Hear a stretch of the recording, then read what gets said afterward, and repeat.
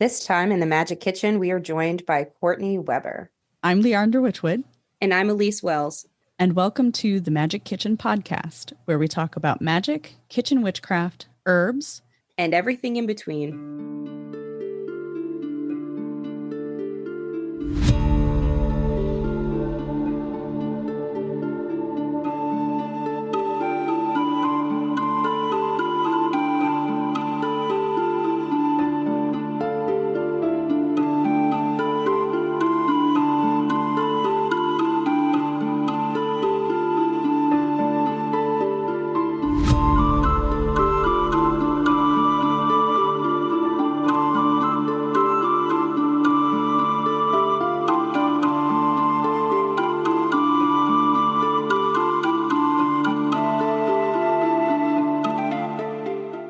As you may know, the Magic Kitchen podcast is fully and independently funded by the Witchwood Tea House. So show us some support and head over to thewitchwoodteahouse.com to purchase some deliciously hand-blended loose leaf teas or one of my other botanical products. As a special thank you for your support, please use POD15 at checkout to take 15% off of your next order. So without any further ado, let's get to the episode. Blessed be. So we are recording this the day after the election. Yeah. And devastated is the only word I can use right now. I'm speechless. Yeah. Yeah. We were talking before we pressed record, like, how are we going to address this? And I think rather than rehash what by now everybody's had the conversations with their friends and their family and their chosen family about the betrayal that we feel, about the ignorance that prevailed, about the devastation that this feels like it is. And instead, I just want people to remember that when we're marginalized, what that means is we are being pushed to the fringe. We're being pushed out of the center. And those margins then become a gathering place of people who feel disenfranchised, rejected, unwanted, unloved. And as witches, that's where we live. Yeah. It's where we spend our time. Witchcraft is the tool of the marginalized. It is not a witch's response to turn tail and neglect our magic at these times. In fact, these are the times magic is built for. Is necessary. Yeah. And in addition to that is forming communities, becoming stronger as a unit, together as one. And I think that's going to be where we either can survive this together or we turn the tide together, or maybe both, hopefully both. I mean, that's my hope for us as a community in a larger sense. And I think the reason I feel so devastated by this is knowing how many women voted in support of this. Yeah. And that cuts me to the core, because that just speaks so heavily to the amount of indoctrination that's out there. Maybe even fear, because that's a lot of women will vote a certain way or think a certain way or behave in a certain way because they fear for themselves, because they fear that they're going to be pushed out of the center too. Yeah. And that's understandable, because it is our primal need to be included, to be accepted, for safety, for security. That's a primal instinct. Lizard brain at work right there. Yeah. So I get that. But at the same time, when so much is at stake. Directly for women and anyone with a uterus. Yeah. Anybody, feminine leaning, transgender, anybody who is not white, cisgender, male particularly, is at serious risk right now. And I don't think these women understand that, or they're just completely unwilling to understand it. Right. Right. And they're it really choosing to be ignorant. It really breaks my heart because women are, when we look back at the civil rights movement, it was white women who secured civil rights in a lot of ways, not only in direct activism ways, but also when we look at, for example, the Greenboro strikes, the bus strikes. It was white women who, against their husbands' wishes, while their husbands were at work, would drive the car and go pick up and drive people of color to their jobs and their destinations so that they could get around. If that hadn't been done, there's a good chance that those buses would not have been desegregated, and there's a good chance that the civil rights movement would not have progressed as we know it today. Time and time again, white women have actually been the quiet support behind pivotal the changes that need to happen. And to see that shift in such a dramatic way, disgusting. Really, really, really just felt like a betrayal on another level. Huge. So if you are out there feeling that right now, if you're feeling this betrayal, this devastation, the only comfort we can ever find is knowing, not just understanding, not just listening to me say this, knowing it in your heart that you are not alone. Right. If anything, they have pushed us to this margin and they are shouting their things very loudly from that center. So loudly that they forgot to listen to us. They forgot that we are being left to our own devices out here in the margin. And we are reaching our hands to either side, and we are reaching out to the people in our marginalized communities that we can relate to. If you are LGBT, I see you. I love you. If you are somebody with a uterus living in a state, I was going to say a country because it's feeling like multiple countries at this point, living in a state where you no longer have rights to that, I feel you, I see you, and I love you. If you are somebody who feels so disenfranchised and betrayed by people you thought loved you, people you sit across the table with at Thanksgiving, people who were at your birth and held you and talk about how great it is to have you in their life while simultaneously they chose to vote against your freedoms. That trauma is not something that's going to heal overnight, but I love you and I see you. And I want that to be what we focus on moving forward, is the tribalism. And I use that word because it's the only word that describes not an overarching community. We don't need everyone to get it, right? I don't need everybody to be a witch. I don't need everybody to accept me for being one either. No. But I do need the people who do see me, who do value who I am, and who do want to be a part of that magic. I need you to find me, and I need you to reach out, and I need you to be that community that we all need. That's how it starts. It starts one-on-one.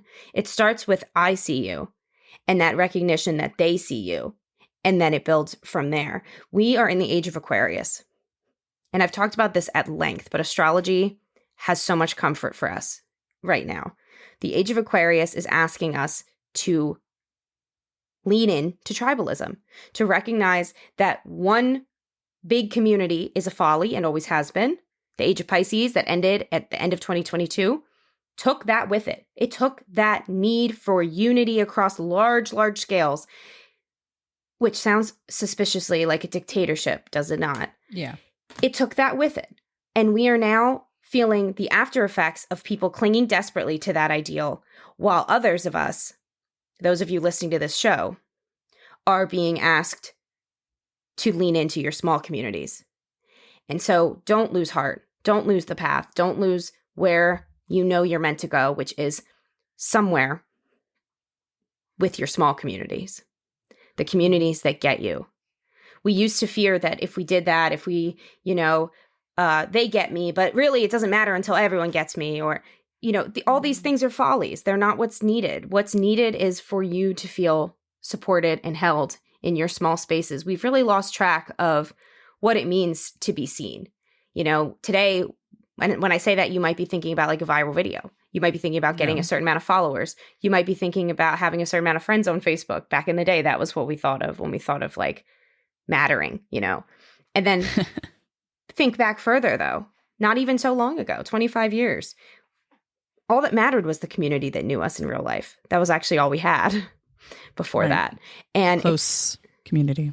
And it's time to take what was good about that, knowing it was the people who knew you were people who knew you in real life, taking those smaller elements of, you know, community was just a smaller notion back then, taking that smaller notion of community and combining it with the good things about the internet, recognizing that you can have powerful online communities that mimic and emulate those ways that we used to connect only in person with people. It's not about quantity anymore. It's about quality. Quality. And shifting into that, accepting it, learning to work within it, and learning to feel validated by the inner circle that sees you, not necessarily needing everyone to get it. No more people pleasing. That's at the core of this. I just had that big conversation with my community. We were talking about people pleasing, and I was discussing that with Wendy's group too, Wendy Mata's group, in the presentation I just did for her summit. We were talking about people pleasing and how important it is to pull ourselves away from that and to live authentically. And part of that is having a smaller group of people, preferably local, around you. I mean, internet's great. Zoom is great. You know, all these virtual tools we have are great, but that intimacy of being able to embrace somebody physically, reach across the table and take their hand is an important thing. And we've been discussing this in detail in the close groups that I hold. And I know that there's this huge thing of like, oh, we have to be liked by everyone. No, you don't. And that's okay. You know, we don't need to be liked by everybody. You don't need to be accepted by everybody, but by the people that you love and cherish, definitely. And I think that's what this election really brings, kind of a sticky point to some people, because it's a polarizing moment when you realize the people that you hold valuable in your life probably don't hold the same values as you do, a moral ground that is not common.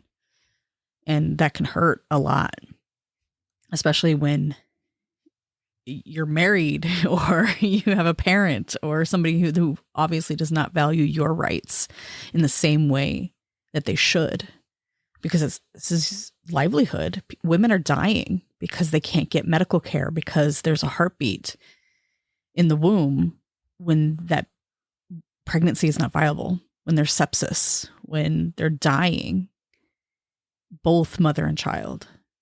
That has nothing to do with pro-life. That has everything to do with control. And I think when we come into our small knit communities, we realize quickly the true support we can have together, the great things we can do together in these small knit communities.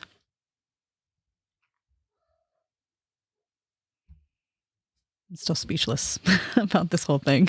Yeah. Oh, yeah. Yeah. We're literally recording this less than, right after. Yeah. So it's definitely going to be an emerging change. If anybody came to my live this morning, Wednesday, the 6th of November, 2024, I did a reading for the next 4 years to look at what that's going to be like.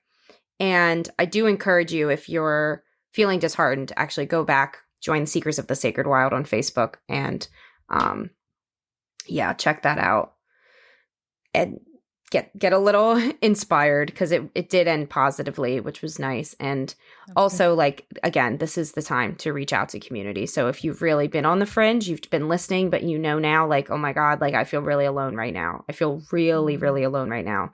Now's the time. Now's the time to reach out. And if you're called to join any of the community spaces I'm a part of, you know, the book club Leandra and I run, or I have group mentorship in the Path of the Sacred Wild. I do one-on-one mentorship. The Witch Codes has launched and is beginning. I'm here to build community. That is my purpose. That is my North Node in Scorpio. It's what I'm here to do. So any direction you feel you need, let's talk.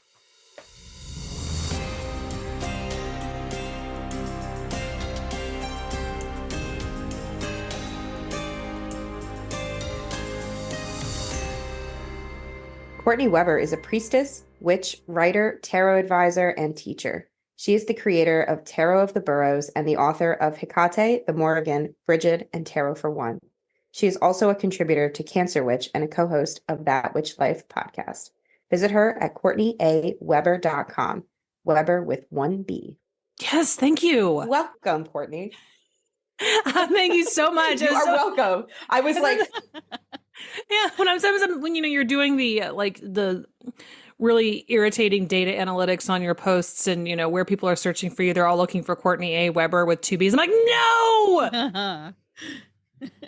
Yeah, no, I get you. I feel like also you should come up quickly anyway if somebody's Googling you, because I was saying before we started recording, but Courtney is one of my favorite authors of the craft. Like there was a time, as we all remember, back in 2020 where the libraries closed, but at least in Baltimore, they let you keep your books. So I got wind of it and I went in and I checked out like a bunch of books. And one of them was Brigid. And it carried me through those first few weeks of lockdown. Oh. It really was such a guiding light. And I'm now so this glad book, to hear that. Oh, I can't wait for people to read Sacred Tears. Yes. It's going to be a heavy episode, I think, but in a good way. Good way. In a safe way. I hope so. And we'll probably have some levity. That's one of the things about grief people don't always expect, is that sometimes grief is funny, and not just because you have a morbid sense of humor, but just because there are moments of it that are funny. And yeah, so there's room for that as well. Especially in hindsight. Sometimes it can come full circle for us. Mm-hmm. So I kind of want to start like the book starts, diving right in to the hardest losses. Like, I think what you do with this book is you have a vulnerability and an honesty in your voice that instantly creates a container of safety for the reader. Like, I felt that permissiveness in the introduction of there's going to be feelings, they're going to come up, and ultimately, and I haven't gotten to the end of the book because it's been triggering in a good way of I need to sit with each of these pages. But I feel like by the end, it's going to simply be empowering. And that buildup is really hard to master. That's truly my hope. I mean, it came, I probably started writing it in the emergency room, and I was, I was having I had lost a pregnancy at 12 weeks, and, I think at a certain point, as I'm really sick and I'm full of pain medication, I'm like, can I curse on this podcast? Profanity's okay? Okay. I was like, oh, fuck me. This is going to be my next book. I just know it.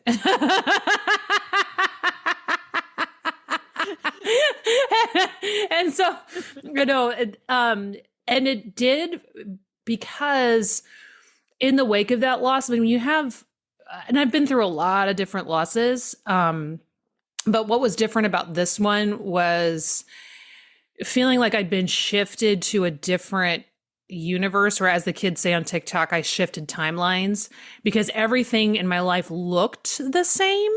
Like, it felt to me like someone had just plunked me on a movie set, like the Truman Show. Everything looks exactly like it did in my life, and they cast actors that looked exactly like the people that I always had around me, but yet it wasn't my life.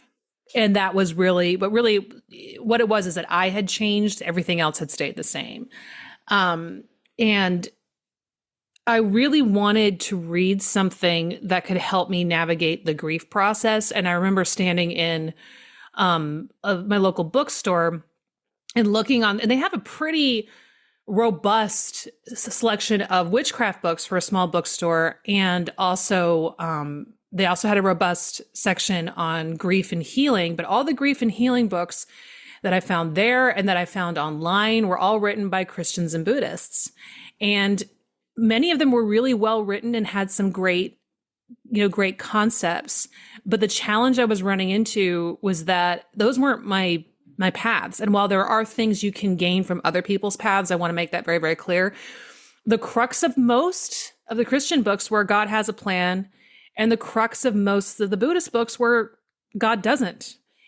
And neither one of those felt were any sort of, comfort or guide in the moment. I didn't want there to be some kind of divine plan for what I had experienced, but also I wasn't in a place where I was comfortable accepting the idea that there was no plan at all. And so I needed something that really spoke to my practices as a witch. And one of the things that's wonderful, one of the many things that's wonderful about the witchcraft path is that we have wide open freedom in how we understand and express our spirituality. Nothing is a monolith, and people may find themselves in restricted pockets of the community, but in general, most of us find witchcraft to be very freeing in the way of, like, an analogy that I use that many other people have kind of echoed, is that leaving an oppressive community and finding solace in the woods and carving your own path, and the freedom and peace that's involved when there are no rules or structures to bind you. But then, if we're going to stick with that metaphor, what happens when you fall and break your leg and you're alone in the woods with no path and no community tools?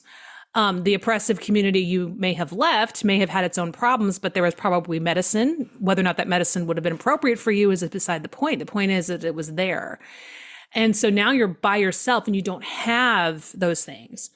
And that's one of the things that we in the witchcraft community collectively have a need for, is tools for grappling grief. And this does not mean that I believe we need to come up with some kind of one size fits all tradition and impart that on people, because I don't think that's necessary.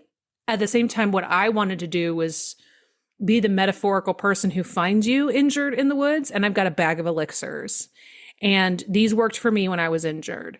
And take a look in the bag, see if you want to try a couple of them. Maybe some of them will work for you, enough to get you back on your feet, enough to get to the next person with a different bag of elixirs, or to a place where you can make your own elixirs. The book is not meant to be an all-purpose guide. It is meant to be a bag of elixirs, and some are going to work and some aren't. And that's what I want people to have the freedom and comfort in, is that you're not going to find everything you need in this book. You're not going to find that all of the tools are going to work for you. My hope is that there's going to be enough tools, enough pieces in there that help you get a little further along on your grieving journey until you can find the other things that you need, because grief journeys are so very unique, and witch experiences are so very unique that it would be a mistake to think otherwise. But I just wanted to have the bag of elixirs ready for somebody when they're injured on their solo path, to be able to help themselves along, just help them get back on their feet enough to get to the next point in their healing journey. Makes so much sense. Like, you were talking about how there's no other real resources. And I was thinking back while I was trying to read as much of this book as I could before the interview.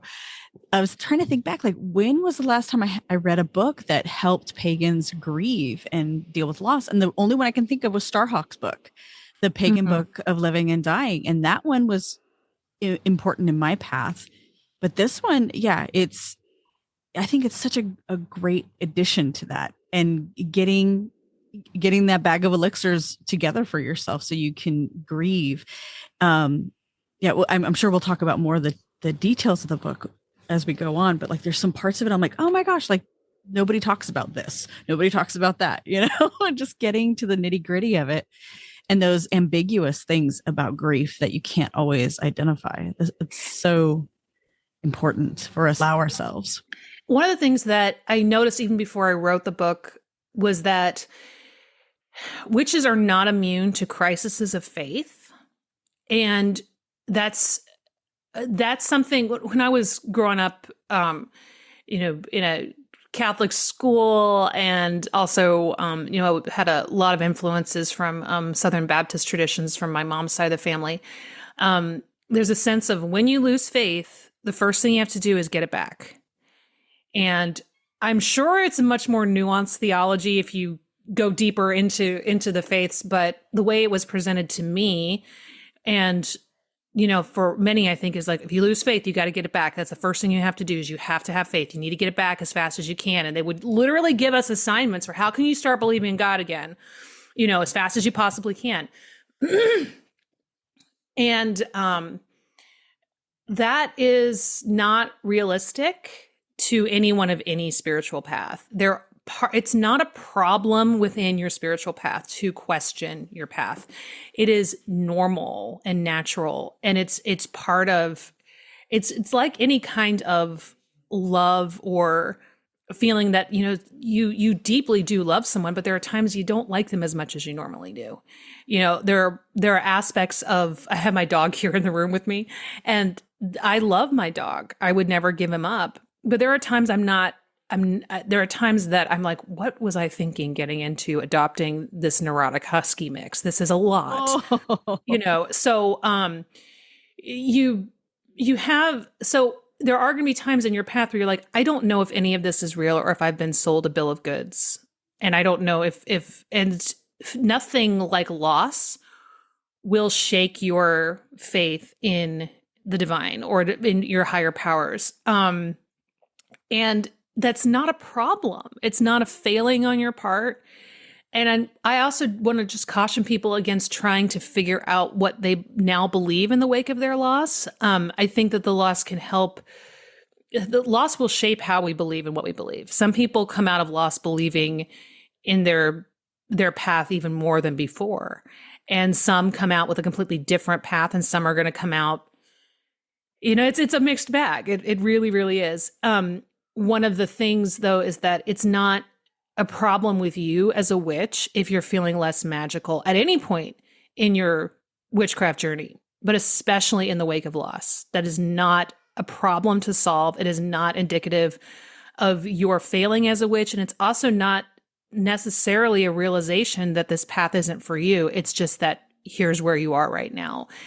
And before my loss, I was a very deity-centered witch. Very deity. I mean, obviously, I wrote 3 books on goddesses, and that was really like very much deities were what guided my life. But in the wake of my loss, I was really torn between if I even believe in these anymore, and if I don't, and even if I do, I don't know if I want anything to do with them. And so it took me a very long time, and it's never.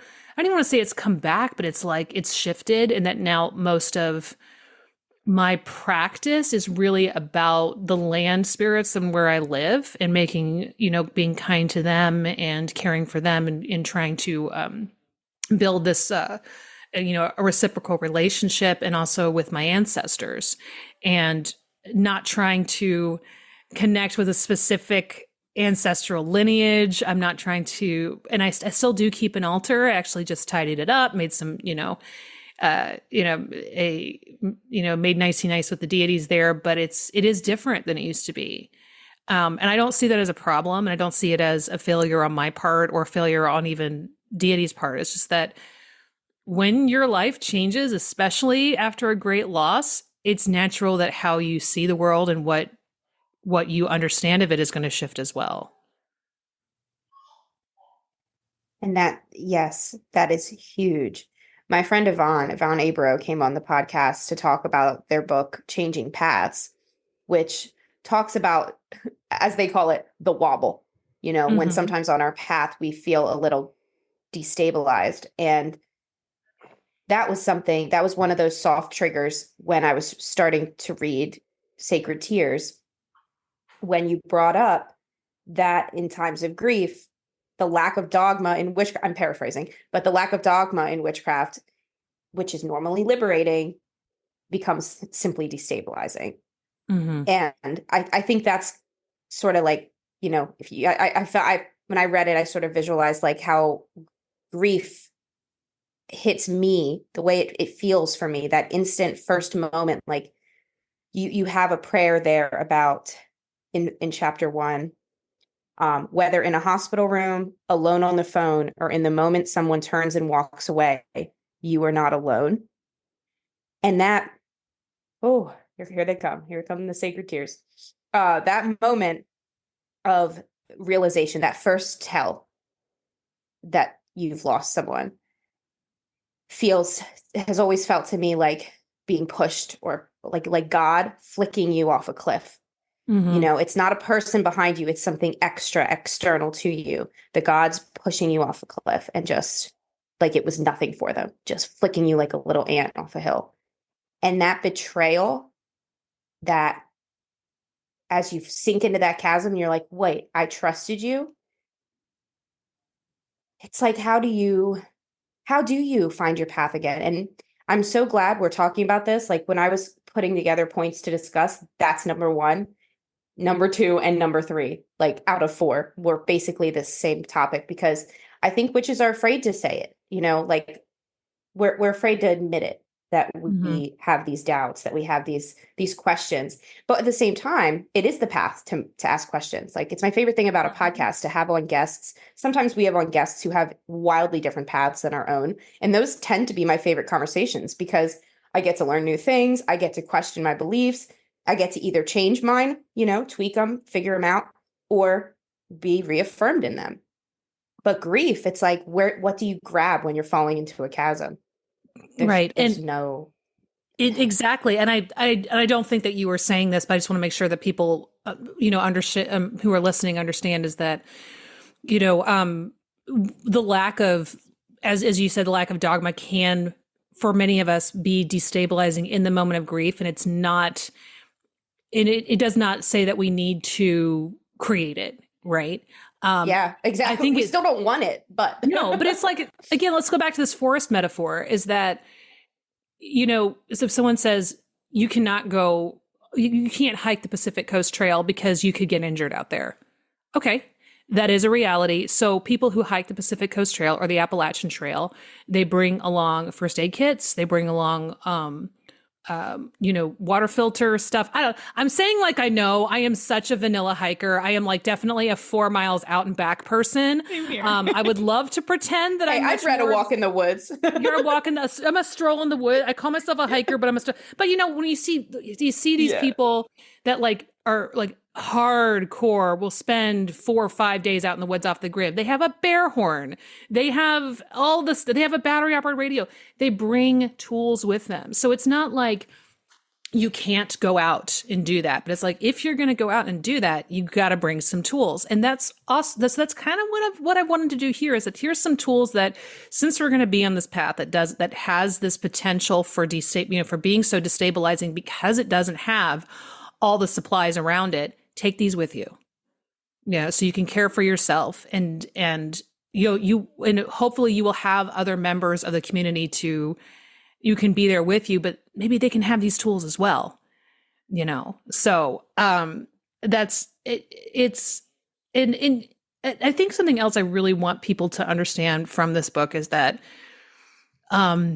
you don't have to agree with me on everything. The other thing I'm starting to be concerned about in witchcraft community is this sense of if you don't agree with everything an author says, that either there's something wrong with the author or there's something wrong with you. Oh, yeah. And that is really just setting us up for fascism. It's just repeating this whole, like, can't question the Bible sort of thing. And so I've become, and when someone says to me, I liked your book, but I didn't agree with everything, I always want to say, congratulations. You still think for yourself. What do you want from me? And so that's why I made this very clear at the beginning of the book. It's like, you will not agree with me on everything in this book. You're not supposed to. We should be questioning things that we read. We should be questioning what we hear. And I do get concerned, but I see a lot in Facebook groups where it's like, well, if you don't agree with everything the author says, then the book isn't for you. So you're looking for someone to either affirm everything you already know. And at that point, why waste your time? Or you have the belief out there that there is somebody who's 100% perfect. And whether or not you want to admit it, that is setting you up for fascism. And that scares me to death, honestly, when I see that, because it scares me especially to see it in our community, because we want to believe that we are people who have freed ourselves from this kind of entrapment that we're seeing happen across. I'm just going to come out and say it, through very oppressive forms of Christianity. Exactly. And we think we've separated ourselves from that. But when we treat our when we look to authors or teachers or books to have that same kind of perfection and that they're going to be 100% accurate, and I have to agree with them 100%, that is the same thing. You know, if you read a book and you don't find something that makes you scratch your head and go, not sure about that, you're not thinking enough. And again, that's different than, say, you read something that has a deeply hateful rhetoric or is very phobic, then it's like, you know what, this doesn't need to, I don't need this in my space. But if overall, like, this person's philosophy you find helpful and affirming and inclusive, but there's some things in there you're like, yeah, you know, I'm not sure about that. I don't agree with them there. Good. And it's okay to also say, I don't like this author's approach at all. So I'm not going to embrace any of it. But there's a couple of points in there that I thought were valid. You know, and so that's that. And I'm already seeing that, and I know I'm going to see more of it within the reviews online, where people said, I thought this was the book that would save me, and it didn't. And I wanted people to know it's not meant to be the book that saves you. No book should save you. My hope is that you find a couple of things in there that will help you.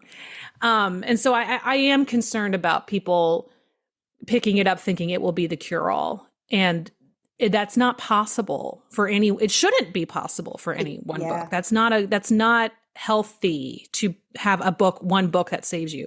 Mm-hmm.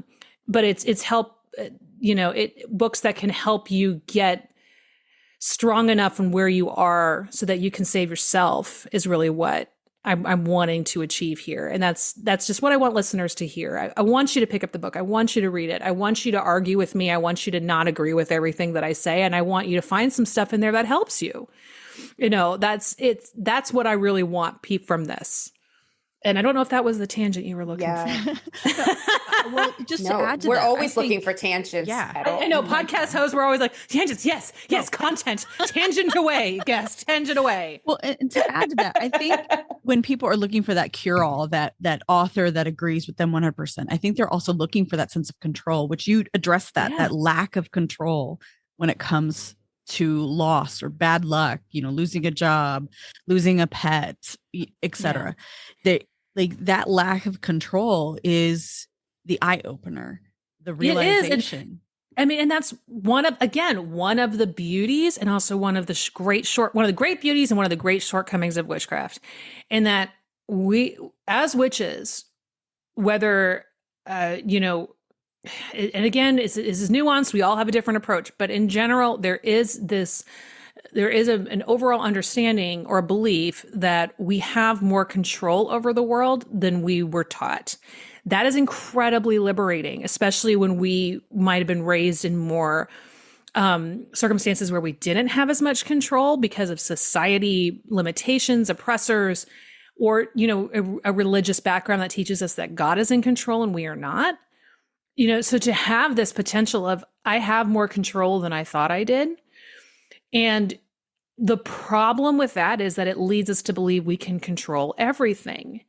And so when a loss happens, many witches, myself included, we start asking ourselves, did I do the spell wrong? Is this some kind of karmic backlash? Yes, I'm misusing the term karma viciously, but there's no, I was trying to speak to people are going to understand right now. Are the gods punishing me? Did I do something bad? Did someone curse me? Did I just fail to detect it? How did my spirits not tell me about this? And how could I have prevented it? And then there's the realization that, magic absolutely has its limits. Now, while I know there are traditions out there in which it's believed that the dead can be brought back to a certain kind of life, and then there are people that do believe it is possible to cast a spell to make someone truly love you. My belief, first of all, is that if your partner no longer loves you, you can probably do a lot of spells to make them stay. You can probably make them, do spells to make them reinvest in you, to recommit to you. I don't know that I believe in the spell that there is could make someone truly love you again the way that they did, or truly love you if they never did in the first place. Well, they'll probably disagree. That's fine. We have space for that.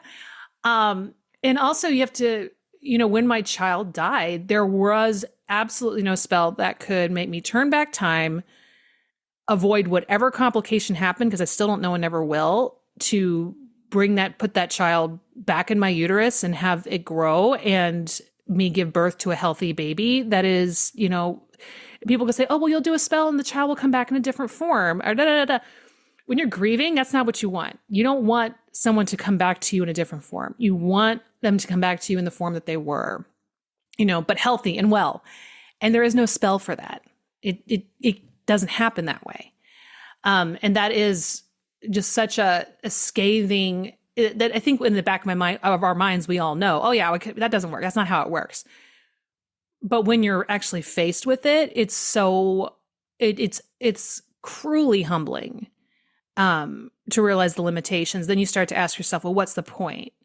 What's the point of any of this? I've been keeping this altar. I've been honoring the Sabbats. I've been making these offerings. I've written these books to these goddesses, that it took a huge toll in my life to do that. And, I did all this and then this happens. What was going on? And having to come to a place where you realize that, no matter how much you give, life is still going to happen. And there are certain elements of witchcraft it's not going to prevent that. Well, and I think in that aspect, so coming from the Christian background, the patriarchal background, where you're being punished if something like that goes wrong, instead of us just having, we're not taught to have this idea that life is life, death is part of life. And sometimes we lose people, pets, relationships that really are deeply meaningful to us. And that's the life cycle. And to force us to, or indoctrinate us into believing that this person or this horrible incident happened because you're being punished. I think that's where we go wrong a lot. We automatically think that we've done something wrong to deserve it. And I think that's a dangerous path that we've been set on in general, in our culture. What did I do wrong? Why me? Why me? And because I remember that when my brother died when I was 9 years old, there was this horrible sense of guilt. There was nothing I could have done. I was 9 years old. There's nothing I could have done. But for some reason, being in that atmosphere, I felt this tremendous guilt that I should have done something somehow, somewhere.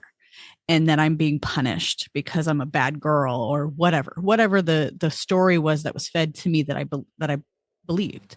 And as a witch, a pagan, someone who started looking at the world differently, looking at how nature handles loss, it started to open my eyes to realize that there's a different perspective, that loss isn't necessarily a punishment, but it is just part of the cycle. And it is a lesson. And it's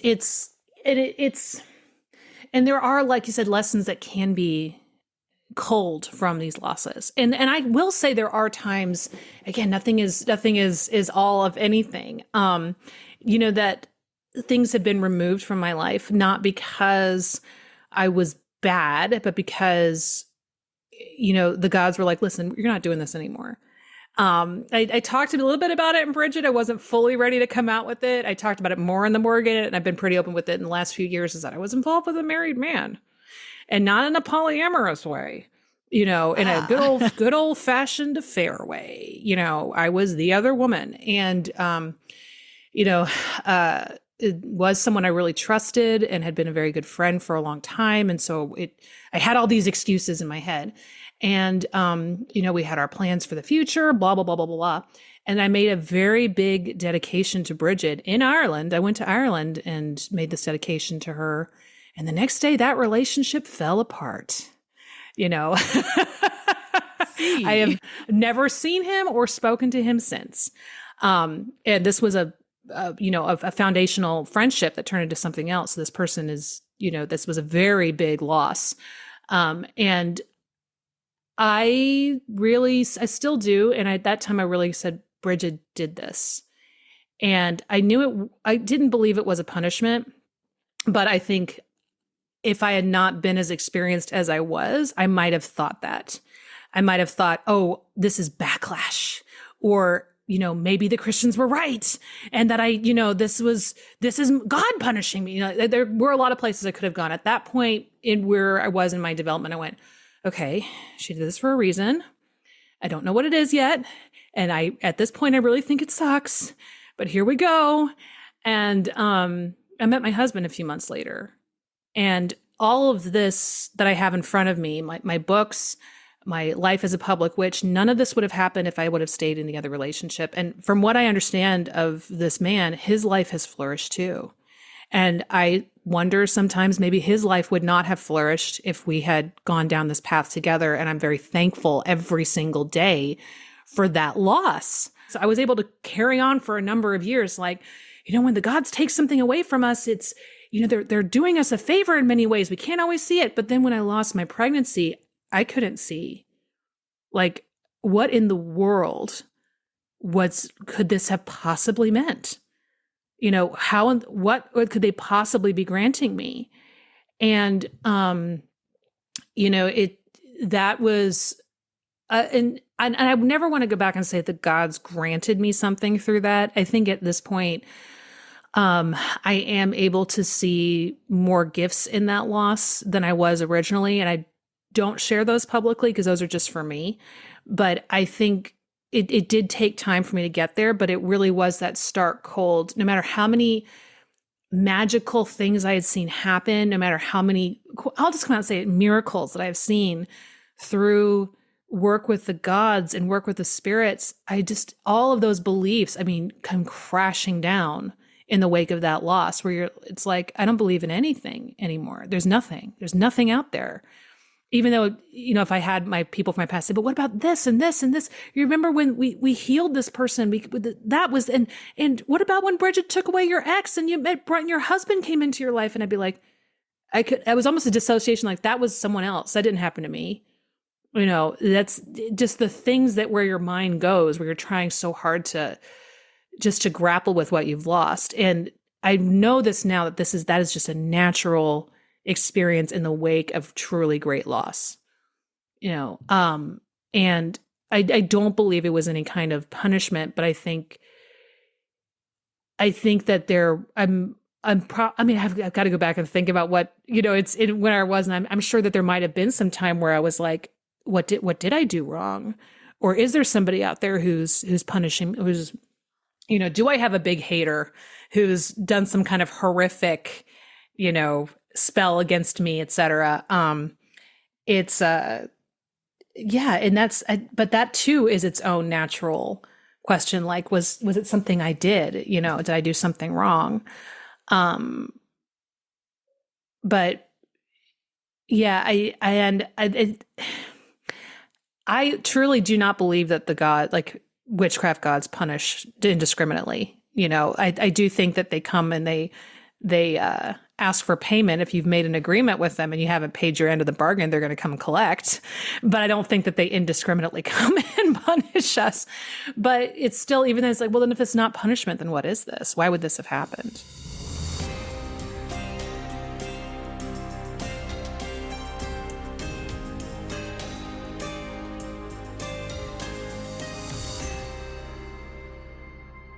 Is this you? You've got a clear need for a spell, but you're just not sure what would work best. And in the end, you don't do anything. Or this, you have a lot of things that feel like they're a sign, but you just wish you had somebody to ask about it. Maybe you've got so many questions, but they're too personal to ask without someone having the context of knowing you. Maybe what you really crave is a group of folks who really get you and who know when you need to be checked in on. Maybe it's that accountability you crave, someone to send that text to say, I did the spell, and this is what happened. If you're ready to experience the expansion and empowerment that comes with guided community, join me in Sacred Wild Group Mentorship. This community meets twice a month in 90-minute sessions where you bring your questions and are guided through exercises and meditations to answer them. You also get 24/7 access to the exclusive accountability group chat. To sign up, visit seekingnumina.com/group mentorship. Yeah. And I think it does come from like step one, in a sense. I don't know. I need to see it like Harvard style note taking where it goes down as a cascade. I don't know, but that's how my brain works. But like Leandra and you were saying, how we expect punishment. We have like some guilt or something that falls into that circle of punishment, gods being mean, But then as a witch, so far, I have not experienced a loss like yours. So bear that in mind. But so far in my grief, I've been able to move from that one fairly quickly into, well, that's Christianity. That's not actually my belief in the gods. And then where I find myself getting stuck and having a hard time regaining. And I like I said, I have not experienced a series of a loss, and I've been fortunate that I haven't experienced loss in a few years now. But the last time I experienced a loss, when I found myself unable to, I guess in a sense, simply raise energy. Like my rituals felt empty, like you talk about in the book, like that. Like, what am I doing? I'm standing at a stupid table with stupid statues made of stupid plastic, probably, like I just got really like anti-material about the whole experience. I feel like where I got stuck was the fact that witchcraft is orthopraxic. It's about doing. And when you're in grief, you don't want to do anything. Like your body needs to hibernate and heal and be a lump for a while. And that makes us then feel guilty about our path and then feel, well, why do I feel guilty about this thing that doesn't even work for me? And then it's rage. And then that cycle, that's where I get stuck, is like the doing. I know I'm supposed to be doing as a witch. I need to be fixing. I need to be taking and transmuting. And if I'm not able to do that, even if it is a brief, like logically, we can look at that from the outside and say, oh, but just take your time and then the doing comes. But in that moment, in that week to a year, it could be any amount of time of that first wave of grief. I feel like it could be so paralyzing to feel like a bad witch. Right. And one of the things, and I know y'all just got the books, so you probably haven't gotten to this place yet, as I talk about the grief spiral and the experiences, and that,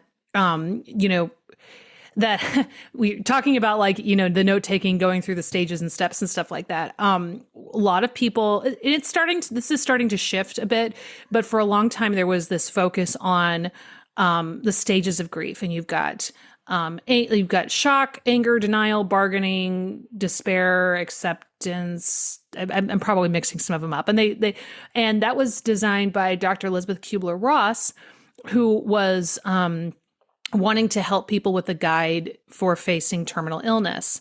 And it was I think people found it very useful, and it was, embraced and then turned into like a catch-all for all kinds of grief.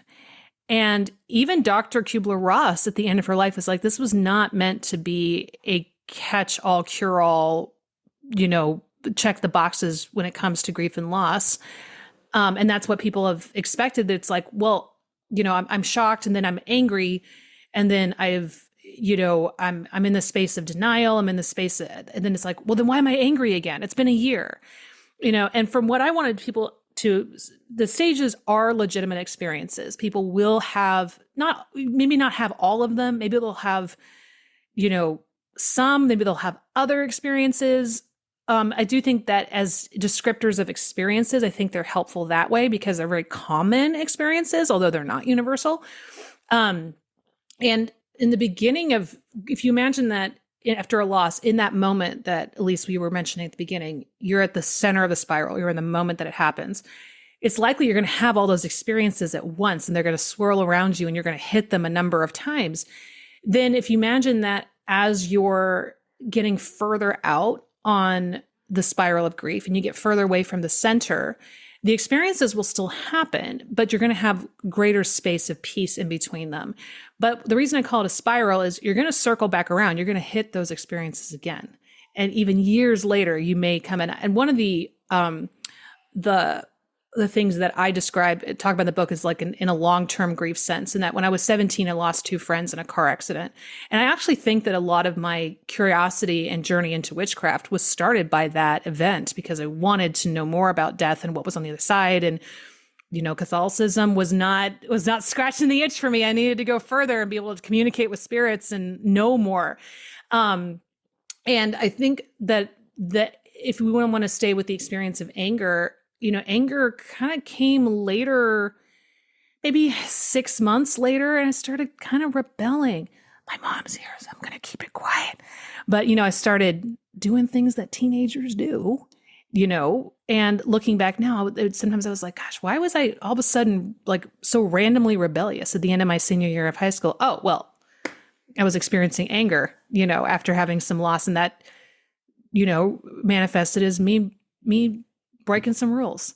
And it, I remember it came back around a number of years later, on the anniversary of their deaths. And I was sitting with a guy I was dating, and he was deep into his scotch, and he was complaining about his career and And I just kind of got mad at him because I was like, dude, you're alive and pursuing a career in New York City. Not everybody got to do what you're doing. And I got mad at him, and that wasn't really what he wanted to hear. And for good reason. That's not where he was in the moment. I can't expect him to be where I was. But that's also, so the anger popped up when I was 28, and then it popped up again in my 30s, when I'm sort of quote unquote, this is a from the long past. I mean, the adults in our lives, in our community, didn't really support the teenager grief well. And I say that with compassion. First of all, they were boomers. They grew up in air raid drills and thinking they were going to die of a nuclear bomb. There's a lot of trauma around boomers. We got to give them some credit for. And they also, there wasn't a lot of discussion about the supporting of teenager mental health in the 90s. It just wasn't, it was more about finding out where they are at 10 p.m.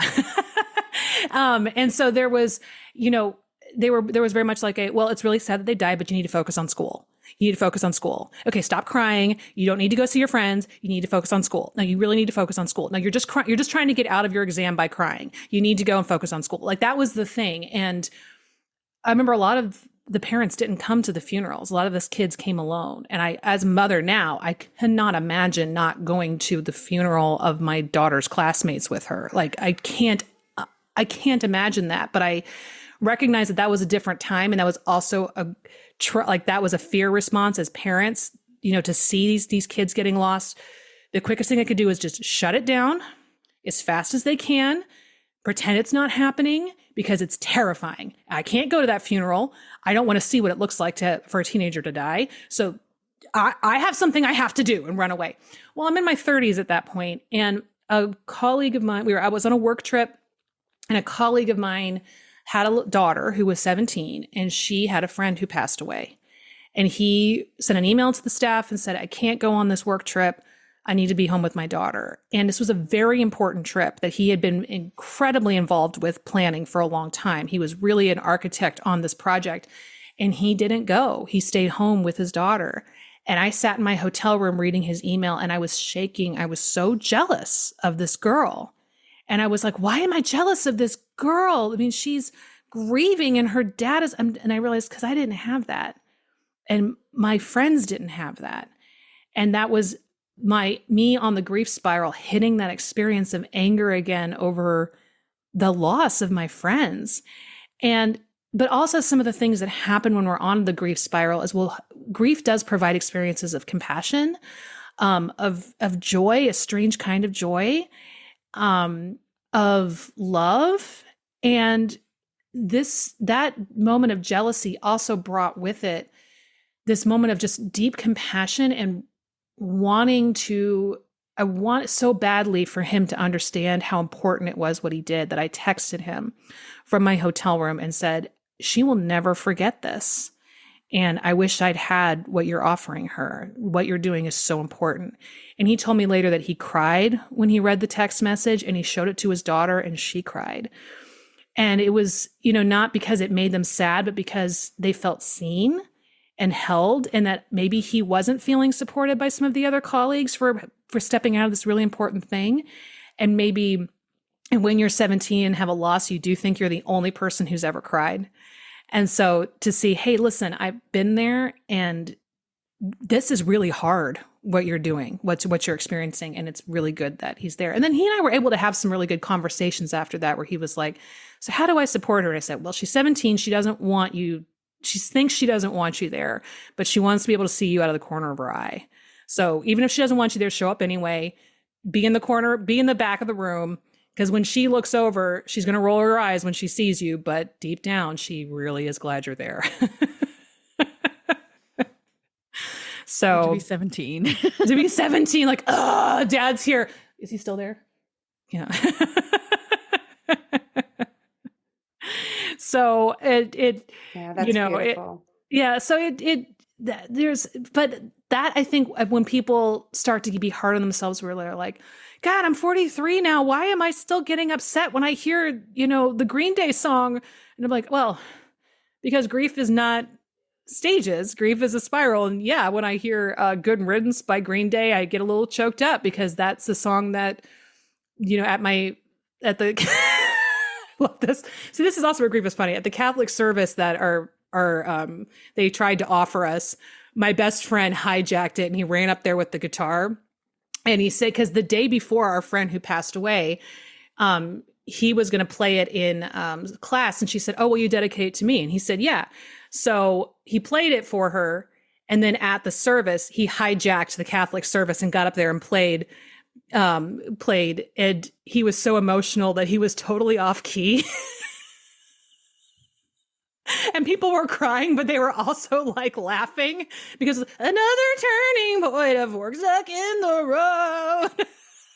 I hope you had the time of your life. So when I hear that song, it makes me choked up. And then also like, yeah, because he almost got suspended for hijacking the service.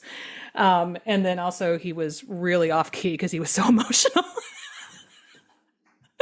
So when you hear that song, just think of this 90s high school kid taking over a Catholic service and singing off key in the song. It's great. Did I totally go off? Actually, if you guys need to edit some of that out, I know I went off on a tangent. I will not be offended. No, I love it. Actually, I think it's kind of, I don't know. It's not ironic by definition of the word, but I guess it's a little bit funny, because we also had kids die when I was in school in my graduating class. And I grew up in Pennsylvania, and we only had 130 graduating class, and we all went to school together from kindergarten.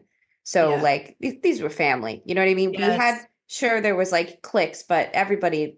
You don't get along with all your cousins. You don't get along with all your cousins ever. Exactly. It wasn't, it's different. Like, it's just a big family. And they were in a car accident. We lost 3 kids from our class. And that was the song that we played at the memorial. And that was in 8th grade, actually. And then in high school, we all chose that song as our graduating song in their honor as well. And I graduated in 2013. So that song just has mileage. Oh yeah. Yeah. No, it was pretty new, because I'm an ancient millennial. I'm in the nursing home of millennials. So I graduated. I'm the baby millennial. You're an infant. I'm the millennial. last. Yeah, I'm a 95 born. So that's like the cutoff. I was graduating. So technically speaking, I could have been a very, very, very, very young mother to you. I graduated. More like Gilmore, if you will. Yeah, a little bit. I'm like, well, it's possible. So, yeah.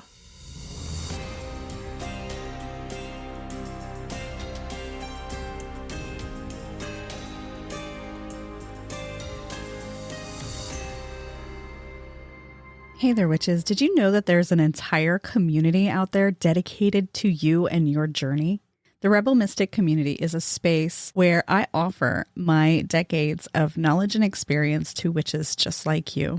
I do this through live events, monthly mentoring, monthly rituals, a book club, and other resources like workbook pages and meditations. There is even a complete self-paced course library you can access. Check the link in the show notes to learn more about this community and how to become a member. Blessed be. I have one last question. Okay. I guess the first question, because we've just kind of been talking, but I want to leave people with something, orthopraxic religion, right? Something to do. So ancestor work, that's my go-to, like with grief, is, who's holding them now. So how, in your view, and you talk about it a lot in the book, but how can ancestor work empower us in our grief over a lost loved one? So first of all, I want people to be very understanding of what it means to connect with ancestors, and that you don't have to connect with all ancestors. We each come from thousands of people, and we don't need to bring, and so especially if people who have had a trauma, difficulty with their ancestors, or don't know their ancestors, that you can simply invite the ones in. And this I credit my friend Chiron Armand, who taught me this, is to say, I welcome the ones who lived well. So that means if you had the creepy uncle, he doesn't come in. It's just that the ones who lived well, the ones who cared for me, the ones who would have cared for me in a supportive way had we known each other, and that's a way to start. And that, having like regular, doing any kind, keeping it simple is really important. And one, they're so happy to have you there. It's like, you got to remember when the really cute little niece or nephew comes and gives you a piece of confetti that they found on the floor, you're like, oh, thank you, or they give you a rock. It's like, this is the best rock ever, so whatever you do, that's the kind of response to go like, oh, the little living one, look at her, so that's such a good analogy. Yeah.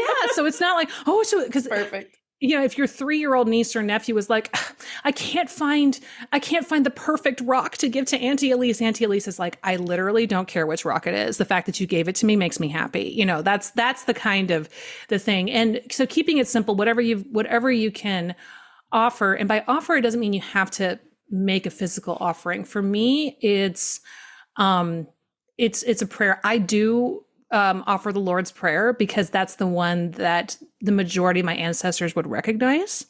It took me a while to get there. I used to be really afraid of that prayer growing up. And then as a young pagan, I was like, oh, am I insulting my gods if I pray it? No, it's not. Not for me. But if you don't have a prayer for them, the one thing that I find very helpful is just to think of the ones that lived well, and then just say, may you be happy, may you be at peace. And that's all you have to say. And then just, and then you can also consider expanding it and saying, may you be free of obligations that bound you here. May you be healed from the wounds that hurt you, whatever you feel called to say. But in those moments, especially when you're grieving and everything is so hard, to just take a moment and just say to the ancestors who lived well, may you be at peace. That is great. And ultimately, that's all that ancestor work is. The lighting of the candles, the leaving of the offerings, leaving of the flowers is to offer them peace. And if you're able to offer, and then that also then leaves open the communication where when you're feeling better and you need more support and, would like some more guidance, then it's easier to, you've got them there. They pick up the phone faster because they know you're going to call, that's the kind of the thing. But in the beginning, I think just the ancestors that lived well, may you be at peace, is just a beautiful and easy way to start. And whatever makes you feel good when it comes to creating space for them. If you're someone who tends an altar and you're someone who likes to clean, dust it. Make it pretty. If you're someone who's very crafty and you want to make a really beautiful collage and that feels good to you, then do that. Just remember that anything you do for your ancestors will be welcome. Just the same way, like when the 3-year-old niece or nephew brings you a rock, you do not care which rock it is. The fact that they gave it to you, it is your favorite rock, so. That's great. Yeah. That's such a good reminder. Yeah, absolutely. So I remember, again, this is like when my grandmother was still alive, I used to, kind of moving into the ancient political realm, but I think y'all will be into it. So she was this little blue dot in a sea of red in South Carolina. She did not, although she was a registered Republican, she did not like Trump and she did not like George W. Bush. And all of my relatives around her down there were very much pro W. Bush and reluctantly pro Trump. So back during the last days of the Bush era, I got her this little keychain countdown for like $7. That was like a countdown till Bush's last day in office. And that was her Christmas present. So my aunts had bought her luggage. They had bought her jewelry. They had, you know, this and that and the other on Christmas. But what was her favorite gift? Mine. Not only because it was the political thing, but also because I gave it to her. And it had so much thought in it. So she'd be like, look what I got. Look what Courtney gave me. It's still his last day, you know.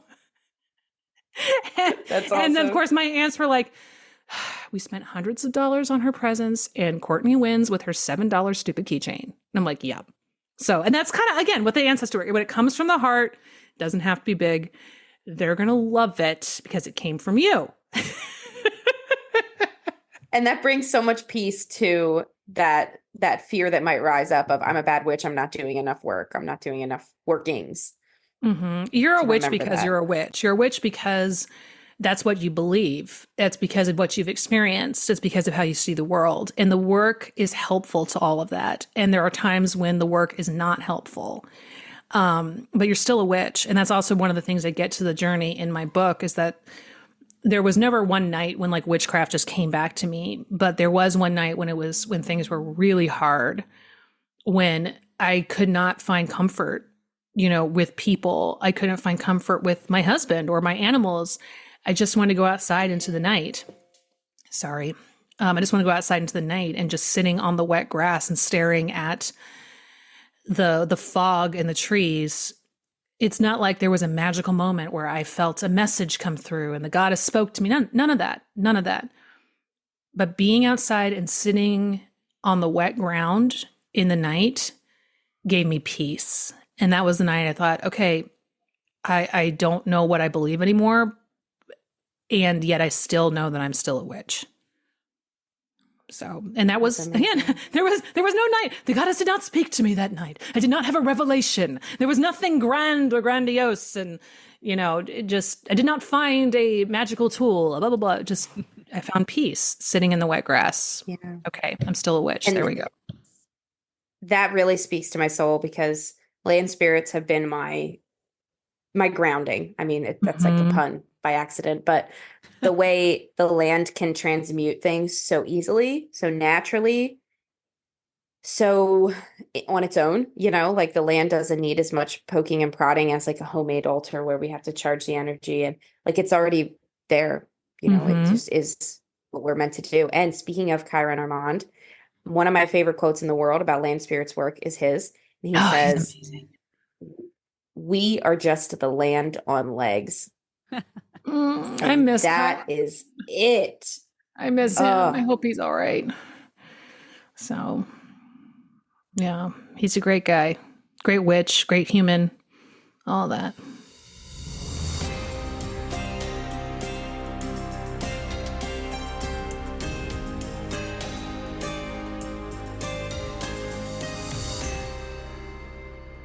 Is your intuition tugging at you to deepen your relationship with your higher self? Do you feel like there is a greater mystery to your spiritual path, and you're ready to go back to the roots of earth priestessing to discover it? Are you dreaming of caves, bowls of red roses, or having visions of barefoot women in white gowns? The priestess path is calling to you. This is an invitation to call on the oracle and be anointed in the Pythia's sacred spring at Delphi.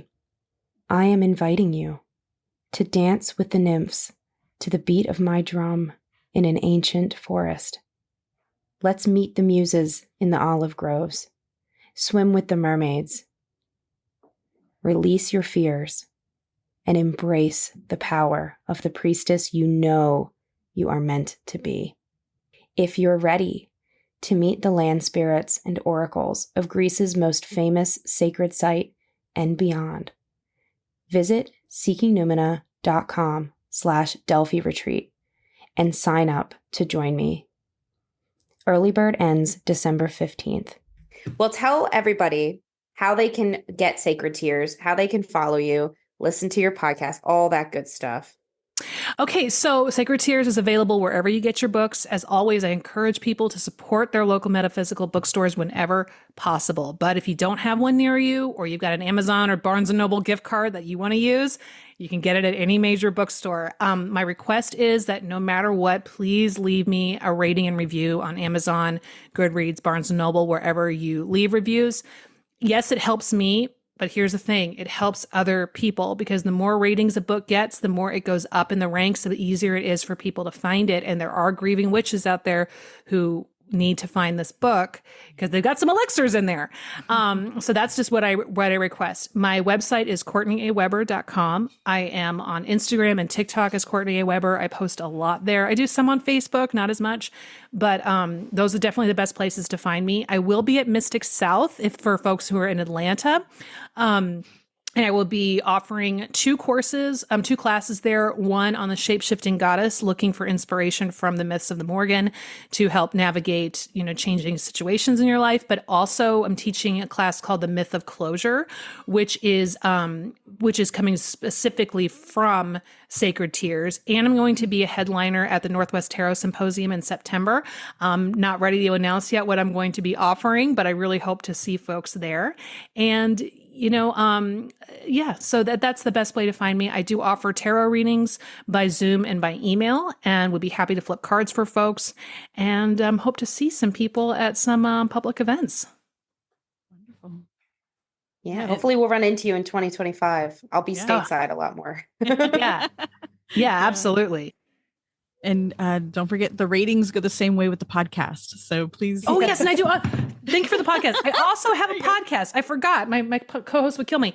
It's called That Witch Life. And it's with my two best friends. And we talk about witchcraft and spooky pop culture and hot dumpster fire life moments. So, yeah. Awesome. Nice. Awesome. Well, thank you so much for being here. Thank you for writing Sacred Tears. Yes. Thank you. And yeah, hopefully we will cross paths again in this lovely life. Thank you. You got it. I love it. Merry meet, merry part, and merry meet again. Thank you for joining us on the Magic Kitchen podcast. Please visit my website, leandrawitchwood.com, for news, information, and more episodes. I'm Elyse Wells, and I can be found at Seeking Numina on YouTube, Instagram, and Facebook, and seekingnumina.com. That's Seeking, Numina.